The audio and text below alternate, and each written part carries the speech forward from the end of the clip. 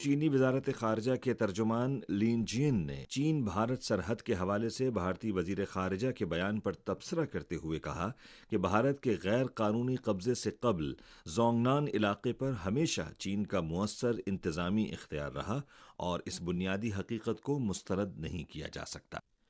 25 مارچ کو فلپائن میں چینی سفارت خانے نے فلپائن کی وزارت خارجہ سے اس کے بحری جہاز کی چین کے رانائی ریف میں حالیہ غیر قانونی دراندازی پر شدید احتجاج کیا ہے۔ چین نے نشاندہی کی کہ 23 مارچ کو فلپائن نے اپنے وعدوں کی خلاف ورزی کر کے رانائی ریف میں غیر قانونی طور پر گراؤنڈڈ اپنے جنگی جہاز کو سامان پہنچانے کی کوشش کی، جس پر چینی کوسٹ گارڈ نے فلپائنی بحری جہاز کو قوانین اور ضوابط کے مطابق اپنی حدود سے باہر نکالا، جو کہ معقول، معیاری، قانونی اور پیشہ ورانہ اقدام تھا۔ چین نے اس بات پر زور دیا کہ نانشا جزائر